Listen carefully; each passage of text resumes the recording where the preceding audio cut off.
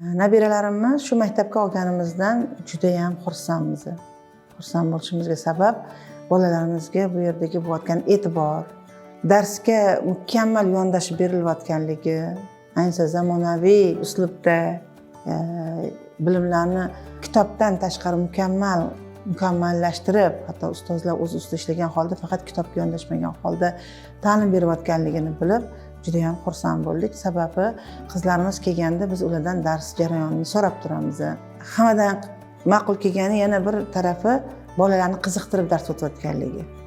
Farzandlarimiz mana shu yerda o'tilayotgan ingliz tiliga ham, demak o'sha ingliz tili o'qituvchi ingliz tiliga qiziqtira olyaptilar, arab tili o'qituvchisi arab tiliga qiziqtiryaptilar. Matematika o'qituvchisi matematikaga qiziqtiryapti. Mana shu jihatlari bizani juda xursand qildi va Xudo xolisa niyat qilganmiz, keyingi nabiralarimizni ham mana shu maktabga berishni rejalashtirib qo'ydik. Chunki oddiy maktabdan olishimizga ham sabab bitta narsa bo'lganki, bitta sinfda 38 ta, 35 ta, 40 tadan bolalar o'tirishibdi. Yurtimizda, poytaxtimizda maktab yetishmayotganidan xabarimiz bor. Lekin bu sabab bo'la olmaydi.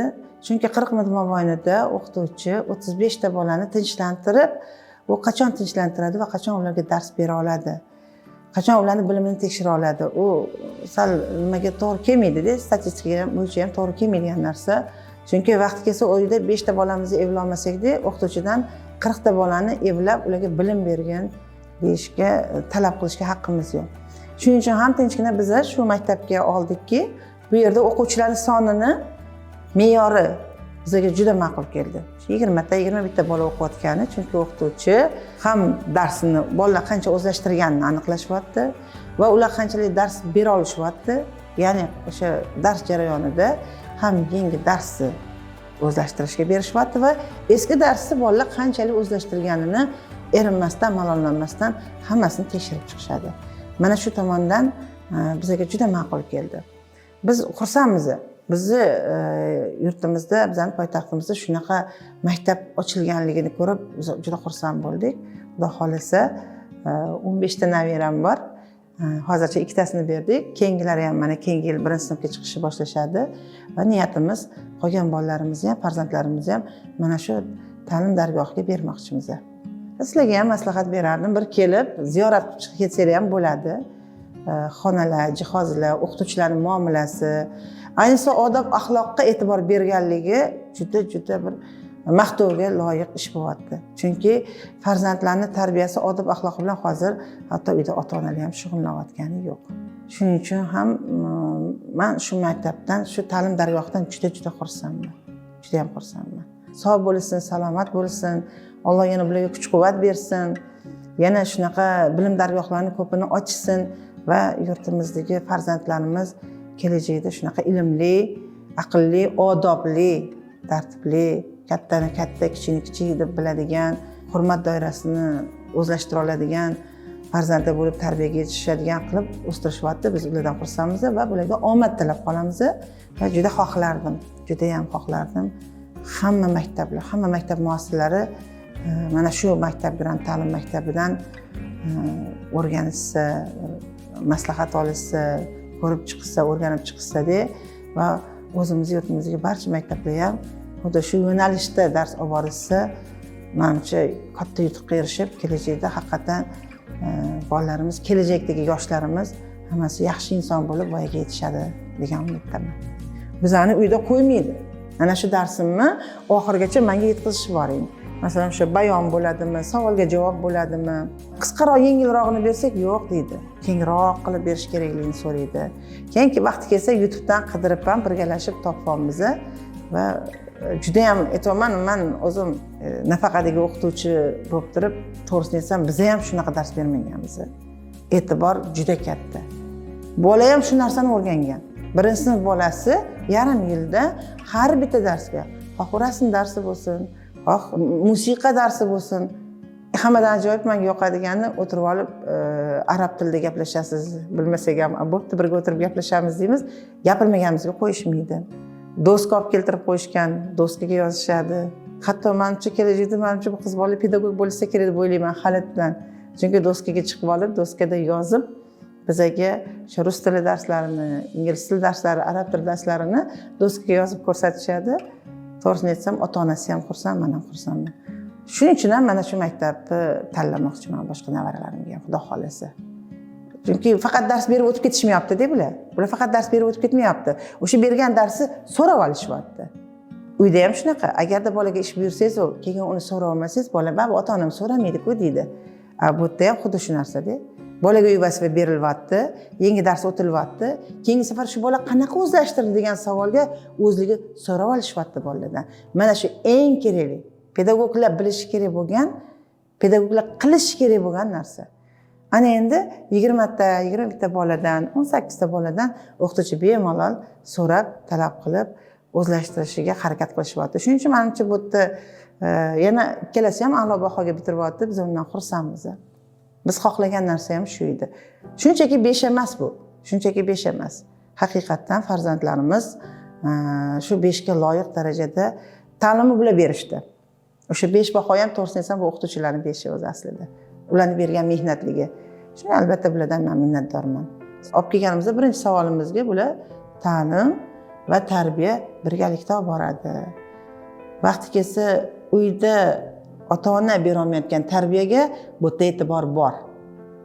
Bu yerda haqiqatan. Chunki ota-onalar xafa bo'lishmasin, yoshlar o'zim uyimda ham ko'ryapman. Telefondan otasi ham, onasi ham ko'pincha sal bo'sh qolsa qo'lda telefon. Farzandlarni nimaga qiziqyapti, qanaqa e'tibor yo'q, lekin bu yerda esa hamma narsaga. Chunki oddiy men aytdimki, qizimiz o'ziga yoqqan narsani olib bergan edim.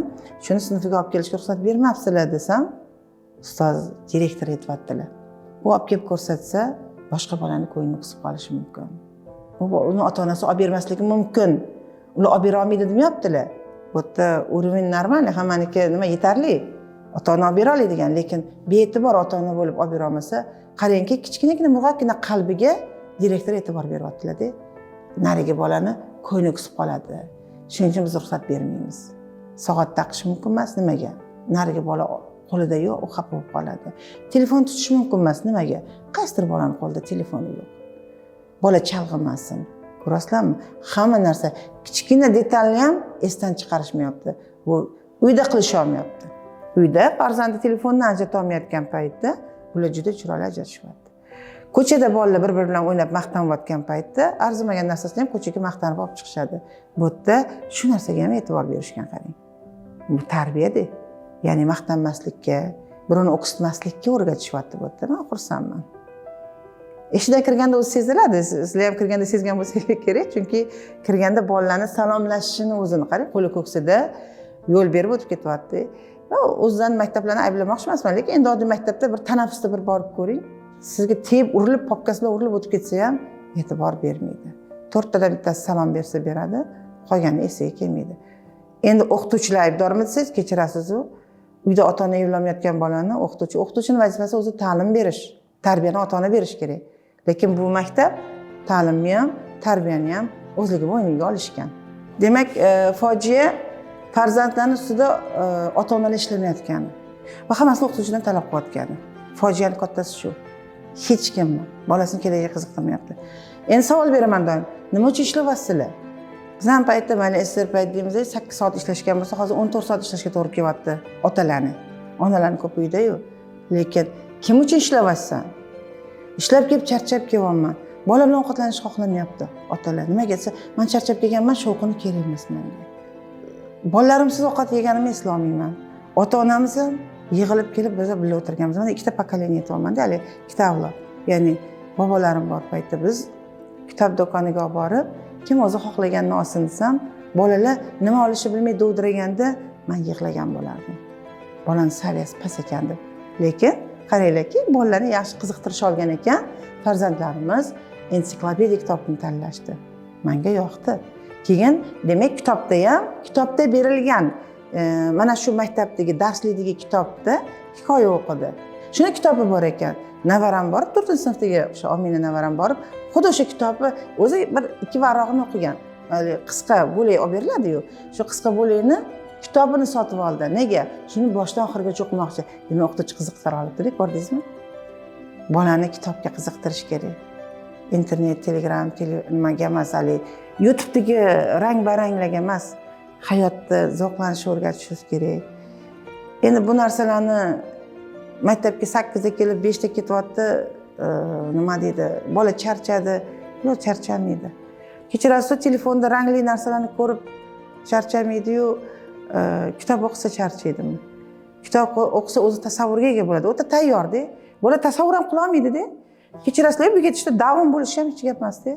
Chunki bola kitob o'qiganda u tasavvur qiladi. Nima haqida gapirilayotganini. Ko'z o'ngiga keltiradi. Bolada shu ko'z o'ngiga keltirish jarayonini maktabdan talab qila olmaymiz. Lekin shunisiga ham rahmat, mana shu kitobni o'qishga qiziqtirib qo'yishganligiga ham xursand bo'ldim. Ya'ni o'sha mavzuga qiziqqani uchun borib qo'liga kitob oldi. Men xursandman. Bolalarni kitobga qiziqtira olinganidan. Mana shu maktabda ko'rdim shu narsani, qarang. Fantaziya nima qilib, tugmachadan sharla yasab tikyapti. Tikishni o'rganyapti. Pazandachilikni o'rganyapti. Menga kelib, tez menga tushura tukish o'rgating, bizda musobaqa bo'lyapti. Siz hali xamir yoyish bilmaysiz-ku, desam, yo'q o'rgatasiz. Haqiqatdan o'rgatdim. U 5-sinfdan ekan o'zi musobaqa, lekin 4-sinf qizim shu narsaga qiziqdi. Bizda xamir to'g'rirkan, chuchura to'karkan. O'tirib, shu bahona o'tirib bolamga chuchura to'kishi. Demak, qizim 11-sinfni bitirsa, bu yerda insa kira olmasa, demak, uyga evlaydi, ro'zg'or evlaydi. Ko'rasizlarmi, qanaqa yaxshi taraflari bor buni? Maktabda. Aslida kechgacha bola maktabda qoladi. Kechgacha qolgan bilan nimalarda ko'rib qoldim, osh qilyapti, o'g'il bolaga osh qilishni o'rgatishyapti. Demak, uyda ayollar bo'lmay qolsa, bolalar och o'tirmasdan yoki ko'chaga chiqib rolton yemasdan, demak, uyda osh damlaydi bo'lmasa bu bolalarimiz. Ko'p narsani o'rgatishayotgan ekan. Yaxshi, telegramlarning yaxshi tarafi ham bor, chunki o'sha yerda bolalarimiz nima bilan mashg'ulligini ko'rib, yana kelganda albatta so'raymiz.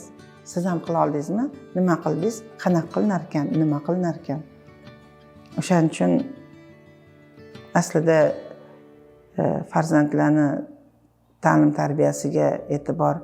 Endi bunaqa maktablar sanoli bolalarimiz qancha O'zbekistonda? Faqat Toshkent poytaxt hisobga olmaymiz. O'zbekistonda qancha bolalar bor? Hamma bilimli bo'lish kerak. U oliy ma'lumotli demadim. Hamma bilimli bo'lish kerak. Uyda injillik qilishadi. Men bu ovqatni yemayman. Endi qayerdan chiqdi bu narsa?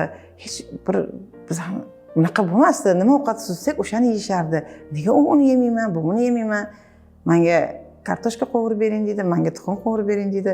Lekin bu yerda esa odob axloq bilan. Yana taomni oxirigacha yeb qo'yish odobi, dasturxonda o'tirish odobi. Baraka topsin lekin. Avvalambor bizga o'sha to'g'risini aytaveraman, luqmani halolligi. Ana shu narsa bizga juda kerak edi.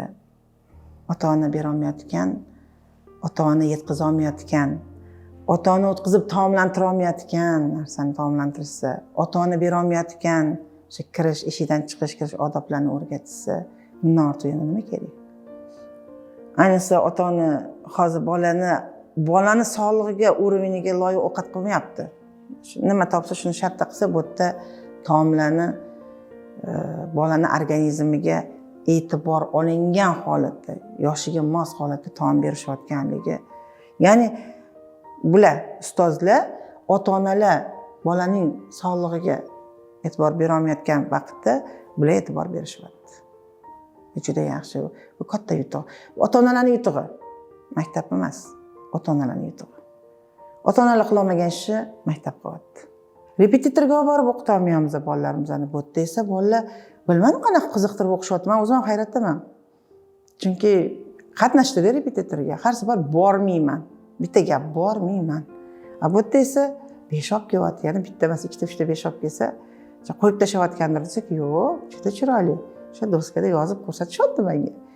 Mana buni o'rgandik. Bugun so'rashni o'rgandik. Bugun mevani o'rgandik. Yana uni o'sha haqiqiysini olib, ko'rsatib, shu mevalar ustida ishlab, hamma fanni yaxshi o'zlashtirishgan. Men xursandman. Xullas, repetitor ham jamlashgan, odob axloqni ham jamlashgan. Chunki har qanday ota-ona hozir rus tili, ingliz tili, matematikaga berishyapti. Bu yerda hojat yo'q. Hammasi shu yerda. Yana yoshiga moslab berilyapti. Repetitor kitobdagi programma bo'yicha beradi. Xo'p, bugun nima programma ham men ekan, bo'ldi. Mana shuni o'rganasan. Bu yerda unaqa emas. Bolalarni erinishmayapti-da xullas. Alloh rozi bo'lsin hammaligidan. Xudo kuch-quvvat bersin. Bu katta ish qilyapti. Menimcha kimdir o'sha bolani tarbiyasiga muhabbati kuchli odam bo'lsa kerak, shuni orzu qilgan, shuni niyat qilgan va shuni amalga oshirgan bo'lsa kerak, Alloh birga bo'lsin. Alloh birga bo'lsin. Mana shu niyatlari amalga oshishiga hamisha Alloh shu inson bilan birga bo'lsin deb qolaman. Shu. Kechirasizlar-yu, Xudodan ko'ngilni olishga topamiz pul, to'yini berishga topamiz pul-da, negadir bolani ta'limiga kelganda pul topolmaymiz.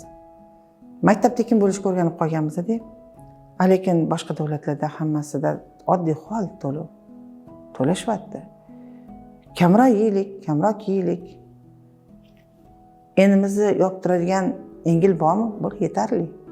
Har bitta to'yga, har bitta bayramga yangi kiyim kiymasdan o'sha pulni yoki bolalarimizni qimmat kiyim kiygizib qo'yib, to'yxonaga yetalab olib bormasdan yoki kafe yurib, kafeda ovqat bermasdan o'sha pullarni jamlasa, bolani o'qitishga bemalol yetadi. Agar bolalarni ta'lim bermas ekanmiz, agar bolalarni mana shu yerdagi grant ta'limdagi urovenda dars bermas ekanmiz, maktabni bitirgandan keyin bolalarda na hunar bor, na kasb bor, na kasbga qiziqish bor, na imkoniyat bor.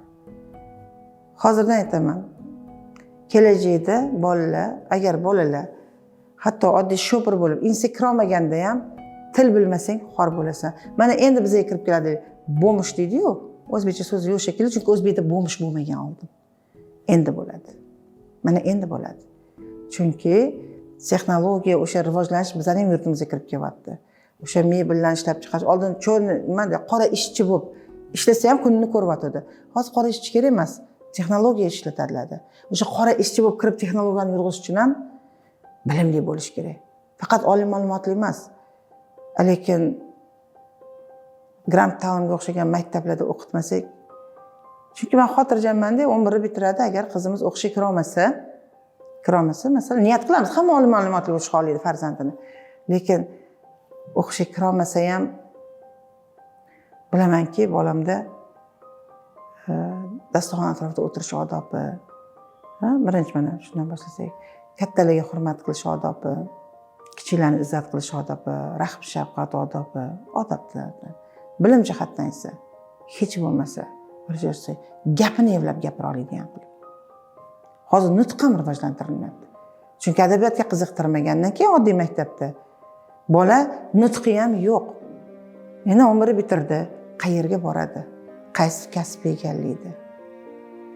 Shuning uchun ham mana shu maktablarda o'sha aytdimmi, boya o'tib o'tdimmi, kitobga qiziqish, kitoblarga, fanga, tilga qiziqish. Bolada tilga qiziqish uyg'onyapti. Biz bilmaymiz, biz endi rus tilini bilamiz, xolos. Biz ingliz tilini bilmaymiz.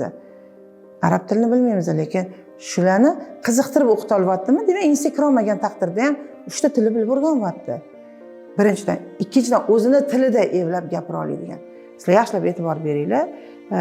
Nimalarda masxara qilishyapti. Rossiyalarda Gitler kim bo'lgan yoki Stalin kim bo'lgan savolga javob bera olmayotganiga, dovdirayotganiga odamlar ustidan kulyapti.